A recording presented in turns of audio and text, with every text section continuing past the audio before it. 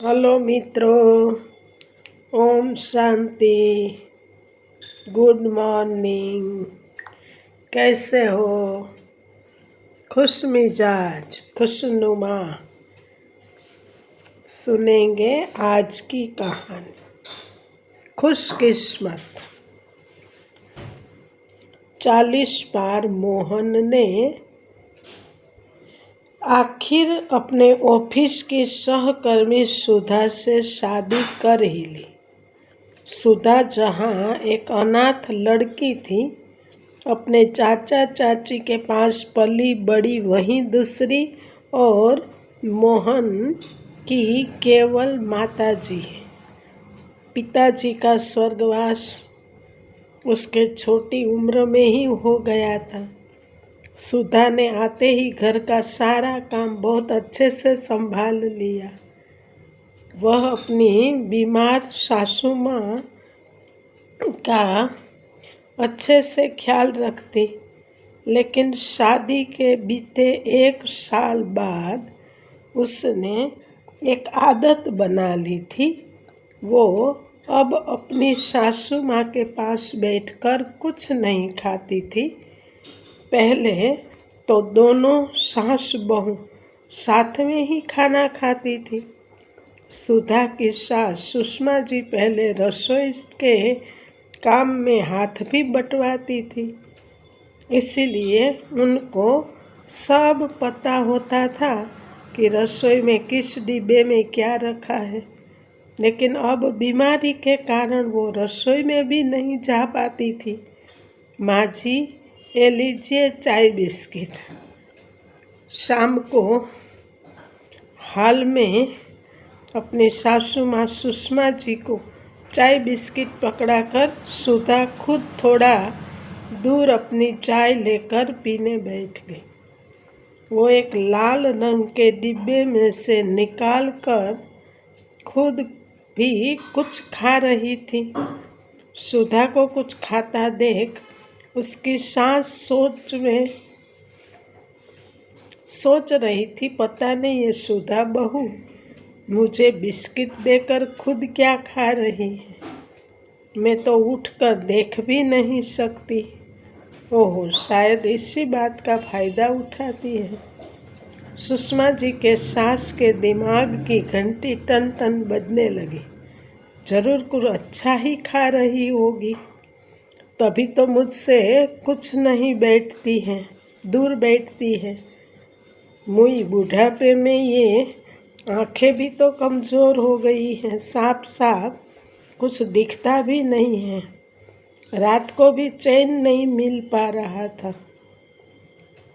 कभी तो सोचती, छोड़ो ना, कुछ भी हो, मुझे तो समय पर सब कुछ मिल ही जाता है।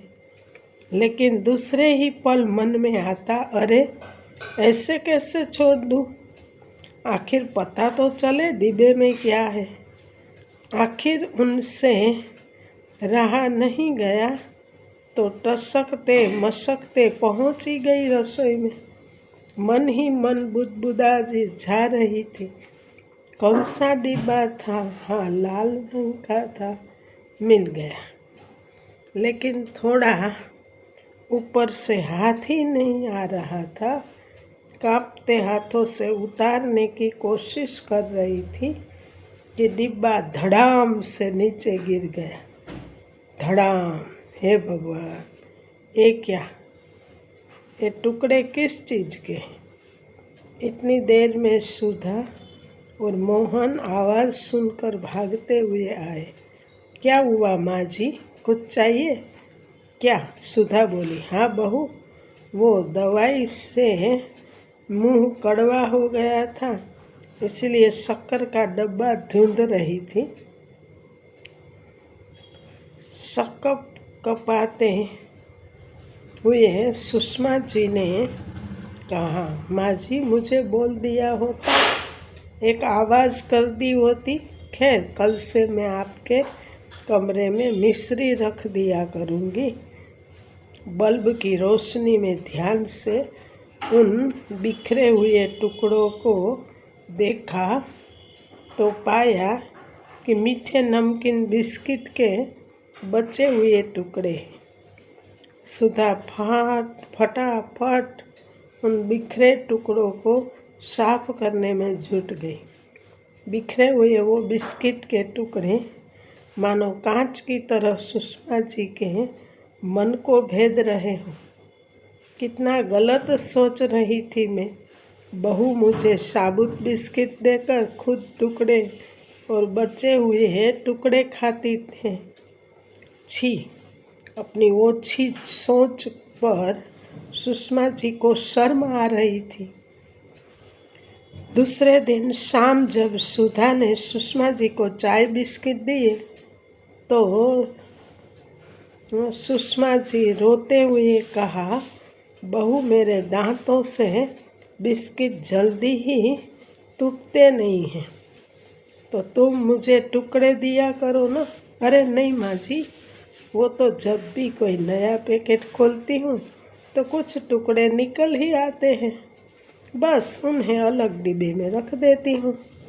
आपके पास तो कोई ना कोई आता रहता है, कोई देखेगा तो अच्छा नहीं लगता।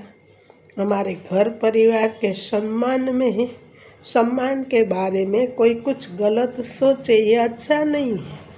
मैं अंदर की तरफ बैठकर खा लेती हूँ, कोई आने वाला होता है तो डिब्बा बंद कर देती हूँ। सुधा ने मुस्कुराते हुए कहा। सुधा की बात सुनकर चाय पीते पीते सुषमा जी की आंखों के कोर भीग गए। ऐसी बहू पाकर वो खुद को आज दुनिया की सबसे खुशकिस्मत सास समझ रही थी। अच्छा मित्रों, जो प्राप्त है वो पर्याप्त है, जिनका मन मस्त है उनके पास समस्त है। अच्छा मित्रों, अगर ये कहानी अच्छी लगी हो तो अपने फ्रेंड सर्कल को शेयर करना, परिवार के सदस्यों को शेयर करना, एक लाइक करना, छोटी सी कमेंट करना, और अगर नए हो तो चैनल को सब्सक्राइब करना जी। अच्छा मित्रों, धन्यवाद। ओम शांति, ओम शांति, ओम शांति।